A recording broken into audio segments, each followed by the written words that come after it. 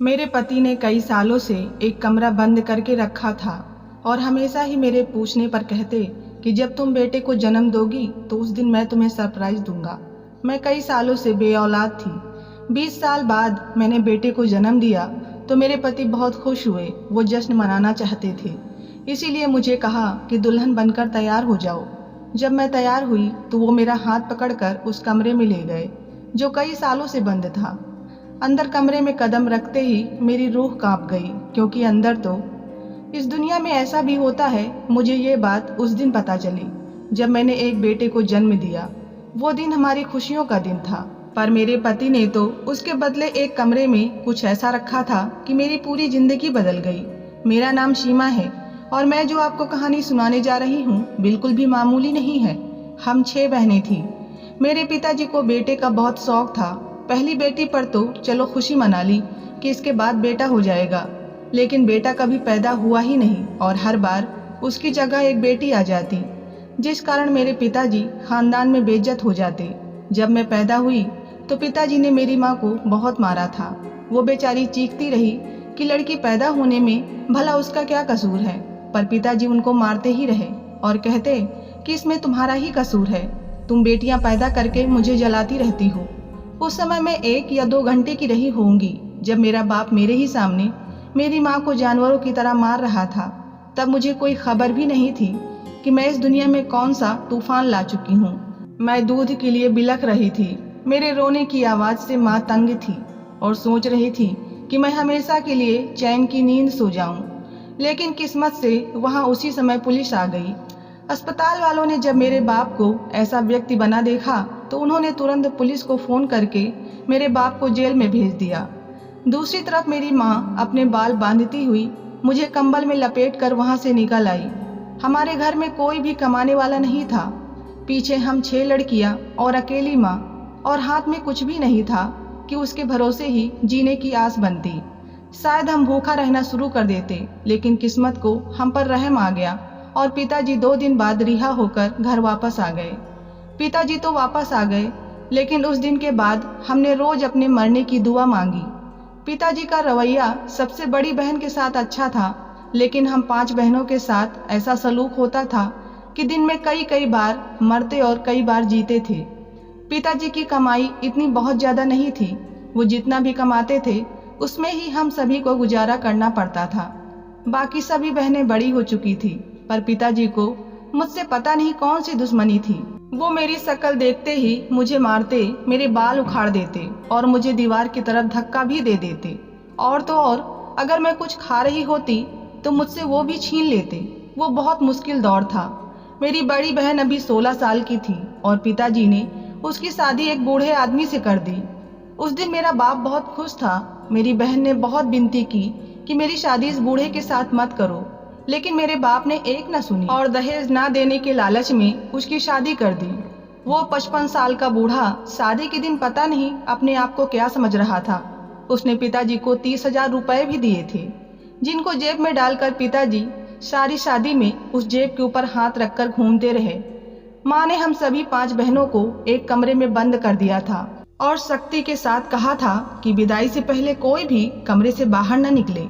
बाकी सारी बहनें तो बड़ी थी और बातों को समझती थी, पर मैं बहुत छोटी थी। मैं नहीं समझती थी। रो रो कर मैं तूफान ले आई और मजबूरन माँ को मुझे बाहर निकालना पड़ा। अगले कुछ घंटों के बाद मेरी बहन विदा होकर जा चुकी थी और मेरा बाप खुशी के साथ बिस्तर पर बैठा था और माँ से कह रहा था कि देख, तुमने लड़कियां पैदा करने में कोई कसर नहीं छोड़ी। अब देखना मैं इन सभी से कैसे हिसाब पूरा करूँगा। चूल्हे में धक्का दे दूंगा। तुम बचा सकती हो तो बचा लेना। आज बड़ी वाली के 30,000 लिए हैं, कल लाखों लूंगा। बात करते करते मेरे बाप की नज़र मुझ पर गई और मेरी तरफ इशारा करते हुए माँ से कहा। मेरी माँ ने मुझे जल्दी से अपने पल्लू में छुपा लिया और अंदर ले जाकर ऐसी मार लगाई कि मुझे अभी तक याद है। कहने लगी कि तुम्हें बोला था ना कि बाहर मत निकलना।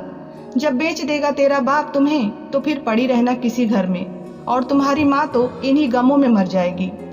जब माँ मुझे बहुत ज़्यादा मारने के बाद अपनी भड़ास निकाल चुकी थी, तब मेरा बाप 30,000 के साथ बाहर अयासी करने जा चुका था। उसके जाते ही माँ ने मुझे अपनी गोद में लिया और दहाड़े मार मार कर रोने लगी और साथ ही बाकी चारों बहनें भी आंसू बहा रही थी, जबकि मुझे इतनी मार पड़ी थी। फिर भी मैं रो नहीं रही, बल्कि मैं हैरान थी और सबके चेहरों की तरफ देख रही थी। ये रोना चलता रहा जब तक पिताजी की घर वापसी नहीं हुई। वापसी पर मेरे पिता के पास कबाब और गरम गरम मोमोज का लिफाफा था। मेरा बाप बिस्तर पर बैठ के उसको खाने लगा, जो थोड़ी देर पहले अपनी बेटी को बेचकर कमाए गए पैसों से खरीदा था। पिताजी के आते ही हमारा मातम रुक गया और माँ ने सभी को घर साफ करने को कहा। मैं कमरे के दीवार के पास खड़ी होकर चोरी चोरी अपने बाप को देख रही थी। आज मैंने सुबह से कुछ भी नहीं खाया था। बहन की विदाई के कारण हमारा चूल्हा ठंडा ही रहा और तो और शादी में भी खाने का कोई इंतजाम नहीं था। बस मेरे बाप ने दीदी को तैयार करवा कर विदा कर दिया था। वो रात मुझे अच्छी तरह याद है। उस रात माँ हमारे साथ कमरे में बैठी थी और मेरा बाप आंगन में पड़ा हुआ खर्राटे मार रहा था। मेरी माँ, जो बार बार रोती हुई मुंह में अपना दुपट्टा डाल लेती थी ताकि आवाज मेरे बाप के कानों तक ना पहुंच पाए। मैं रात को दीदी के साथ सोती थी। उस रात मैंने बहुत जिद की कि दीदी कहाँ है, मैं उसके साथ ही सोऊंगी। 5 साल की बच्ची को उस हालात के बारे में क्या पता। मेरे रोने से पहले ही मेरी माँ मेरे मुंह के ऊपर हाथ रख देती और मैं सिसकियां लेने लगती। सारी रात उस अंधेरे कमरे में बहुत बेचैनी और बेकरारी के साथ गुजारी, लेकिन मेरा बाप खर्राटे मारकर सोता रहा। बड़ी मुश्किल से जाकर सुबह हुई। मैं सो चुकी थी। मेरे पिताजी की मौजूदगी में मेरी माँ मुझे रोने भी नहीं देती थी। जैसे ही वो काम पर चला जाता तो मैं सारी कसर पूरी कर लेती थी, पर शायद उस दिन के बाद हमारी किस्मत का खाता बदल चुका था। मेरा बाप देर तक सोता रहा और किसी ने डरते हुए जगाया भी नहीं। मैं भी छुप छुप कर देखती कि वो कब उठे और जाए, लेकिन तकरीबन 10 बजे के करीब उसकी आंख खुली। आंख खुलते ही नाश्ते का हुक्म देकर बाथरूम में चला गया। मैं इंतजार करके थक चुकी थी, पर सारा दिन मेरा बाप घर से बाहर नहीं निकला। रात को मुझे बहुत गुस्सा था और मैं बिना खाए ही सो गई, पर सोते समय मेरे दिल में यही ख्याल था कि कल तो मेरा बाप जाएगा ही, फिर बताऊंगी सभी को। लेकिन वो ख्याल ख्याल ही रहा, क्योंकि दीदी की विदाई के समय ही उसने सोच लिया था कि अब से वो काम पर नहीं जाएगा, बल्कि कोई और दूसरा काम करेगा, और दूसरा काम भी ऐसा कि सोच कर ही शर्म आती थी। अगली सुबह ही मेरे बाप ने कह दिया था कि वो अब अपने पुराने काम पर नहीं जाएगा, वो भी हमारी तरह घर पर बैठकर ही खाएगा। ये बात सुनते ही मेरी माँ और हम सब हक्के बक्के रह गए। सबसे ज़्यादा गुस्सा तो मुझे था, क्योंकि उनकी मौजूदगी में मैं खुलकर सांस तक भी नहीं ले पाती थी। उस दिन मेरे बाप ने दूसरे नंबर वाली बहन के लिए रिश्ता ढूंढना शुरू कर दिया। यानी कि भेड़िए के मुंह को एक बार खून लग जाए तो फिर वो नहीं उतरता। मेरे बाप का वैसे ही हाल था। उसको भी बेटियां बेचने का मजा मुंह लग गया था और अब वो खुश खुश रहने लग गया था। मेरी माँ ने बहुत समझाया, पर हर बार समझाने के बाद मेरा बाप मेरी माँ को ढोलकी की तरह पीटता। अब मेरी माँ मेरे साथ साथ सभी बहनों को कमरे में ही रहने के लिए कहती, कोई भी बाहर नहीं जाएगा। दूसरे नंबर वाली बहन 13 साल की थी, पर मेरे बाप को उसकी जरा भी परवाह नहीं थी। उसके ऊपर तो बस उसको ब्याह देने का ही भूत सवार था। कहते हैं ना कि खाली दिमाग शैतान का घर होता है, वही हाल मेरे बाप का भी हो चुका था। घर में खाली पड़ा रहता था तो उसे भी नए नए कारोबार के ख्याल आने लगे थे। लेकिन सबसे ज़्यादा बुरा ये हुआ कि मेरा बाप नशे पे लग गया और नशे के बाद जुए में, और इस तरह वो एक दिन जुए में मेरी दूसरे नंबर वाली बहन को भी हार आया, जिसके लिए वो रिश्ता ढूंढता फिरता था। रात को मेरा बाप 2 आदमियों के साथ घर में आया और बिना किसी को पूछे बताए मेरी बहन का हाथ एक लड़के के हाथ में दे दिया, पर वो शायद खानदानी था। उसने तुरंत मेरी बहन के साथ शादी कर ली और दूसरी तरफ हम सभी के अरमानों का जनाजा उठ गया। मेरा बाप अपनी बेटी को खाली हाथ भेजकर आराम के साथ बिस्तर पर उल्टा होकर सो गया, लेकिन हम सारी रात रोते रहे। मेरी माँ हमें बार बार अपने दुपट्टे में छुपाती रही, लेकिन क्या जवान बेटियां कभी छुपती हैं? हम भी नहीं छुपी थी, और वो रात बहुत बड़ी थी। शायद किस्मत को हमारे ऊपर तरस आ गया और हमारा बाप रात को सोया तो सुबह उठा ही नहीं। शायद ज़्यादा पीने की वजह से मौत ने उसे गले लगा लिया। बाप के नाम की तलवार अब हमारे सिर के ऊपर नहीं थी। अब जो भी करना था हमें खुद ही करना था।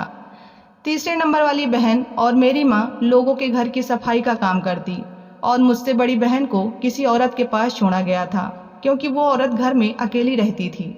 इस कारण मेरी बहन वहाँ ही रहती थी और तनख्वाह लेती थी। जिंदगी आसान तो नहीं हुई थी, पर कुछ मुश्किलें ख़त्म जरूर हो गई थी। इसी तरह करते करते मेरी माँ ने सभी बहनों की शादी करवा दी। ये शादियाँ मेरे बाप के द्वारा की गई शादियों की तरह नहीं थी। वो लड़के कम कमाते थे, लेकिन वो इज्जत के साथ मेरी बहनों को अपने घर लेकर गए थे। और उनकी विदाई के बाद ऐसा नहीं था कि हम कभी उनकी शक्ल ही न देख पाएं और तरसते रहें। ज़्यादा नहीं तो महीने भर बाद तो हम अपनी बहनों को मिल आते थे। मैं 15 साल की हो चुकी थी और कपड़े सिलकर घर का खर्चा चलाती थी। माँ के शरीर में तो इतनी ताकत नहीं थी कि वो सारा दिन लोगों के घर में सफाई का काम करती। इस कारण मैं ही कपड़े सिलाई करके घर का खर्चा उठा रही थी। लेकिन माँ तो माँ होती है। वो अक्सर अपनी बड़ी बेटियों को याद करके रो पड़ती थी, और वह तो ऐसे ही गायब हो गई थी कि उनकी वापसी मुमकिन ही नहीं लगती थी। मैं जब भी बाहर जाती तो हर एक औरत की शक्ल बड़ी गौर के साथ देखती थी कि कहीं उनमें मेरी कोई बहन तो नहीं, लेकिन ऐसा कभी नहीं हुआ। एक दिन मैं कपड़े सिलाई कर रही थी जब एक बड़ी सी गाड़ी हमारे घर के बाहर आकर रुकी। मैंने सोचा कि ऐसे बड़े लोग हमारे घर में क्यों आएंगे, जिस कारण मैं अपने काम में ही मगन रही। लेकिन मैं हैरानी के साथ उस वक्त चौंक गई जब बाहर का पर्दा उठाकर एक औरत अंदर दाखिल हो रही थी। मैं तो हैरानी से उस औरत को देख रही थी। फिर मैंने जल्दी से उठकर उसके लिए कुर्सी लगाई और वो कुर्सी पर बैठ गई। मेरी माँ और उसकी आंखें झुकी जा रही थी। फिर उसने मेरी तरफ देखा और मेरी माँ को बोली, बिमला, ये तुम्हारी सबसे छोटी लड़की है ना? जी, आपके ही अस्पताल में इसका जन्म हुआ था, बल्कि आपके हाथों ये इस दुनिया में आई थी। बाकी सभी तो दाई के हाथों की हैं, लेकिन इसकी बारी मैं आपके पास आई थी और आपने कहा था कि केस सीरियस है, ऑपरेशन करना पड़ेगा। लेकिन भगवान की कृपा और आपके सहयोग से मेरी बच्ची बिल्कुल सलामत है। माँ उनके साथ बातें किए जा रही थी, इस कारण मुझे भी समझने में देर न लगी कि वो एक डॉक्टर हैं जिसके हॉस्पिटल में मेरा जन्म हुआ था। लेकिन वो यहाँ क्या करने आई थी? मैं चुपचाप बैठी और चाय बनाने चली गई। जब मैं चाय बनाकर वापस आई तो मेरी माँ अपने मुंह के ऊपर दुपट्टा रख कर रोए जा रही थी। वो डॉक्टर भी चुपचाप बैठी थी। मैंने टेबल पर चाय रख दी। उस डॉक्टर ने मेरे सिर के ऊपर हाथ रखा और अपने पर्स में से 1000 रुपये निकाल कर मुझे दे दिए और चाय पीकर उठ गई। जाने से पहले वो मेरी माँ के गले लगी और चली गई।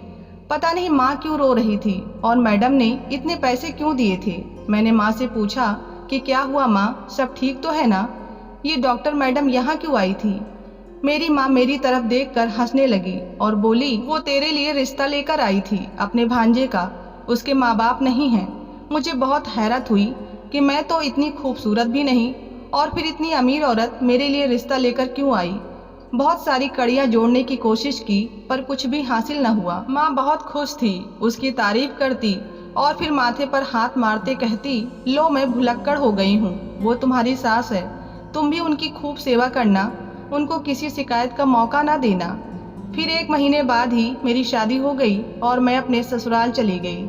मेरी इतने बड़े घर में शादी होगी मैंने कभी सोचा भी नहीं था। मेरा पति डॉक्टरनी मैडम का भांजा था। उनके माँ बाप की 6 साल पहले ही मौत हो गई थी।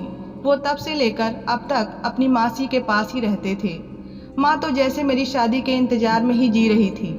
मेरी शादी के अगले दिन ही वो भगवान को प्यारी हो गई। अक्सर मेरी मासी सास मुझे अपने पास बैठा लेती और मुझे कहती कि अपने बचपन के बारे में कुछ बताओ। मेरे पास बताने के लिए था भी क्या। जब वो ज़्यादा जोर देकर कहती तो मैं उनको सब कुछ बता देती। मेरी कहानी सुनकर वो बहुत रोई।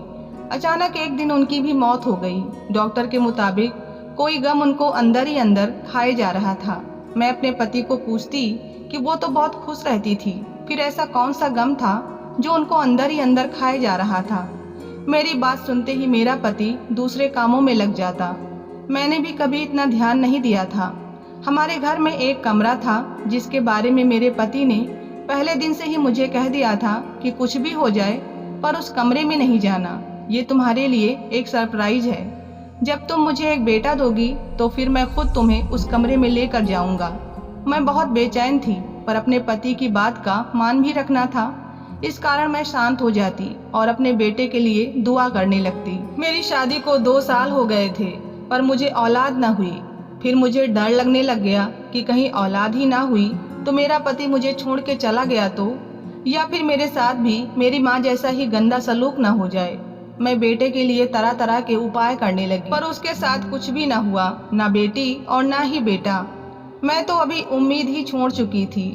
जिस भी डॉक्टर के पास जाती वे कहती कि तुम बिल्कुल फिट हो, बस देर है थोड़ी, पर आपके बच्चे जरूर होंगे। ये सुनकर थोड़ा सा सुकून मिलता, और फिर जब कोई खुशखबरी ना मिलती तो दिल बैठ जाता और मैं कमरा बंद करके बहुत रोती कि मेरी माँ की तरह मेरी किस्मत में भी औलाद का दुख ही लिखा है।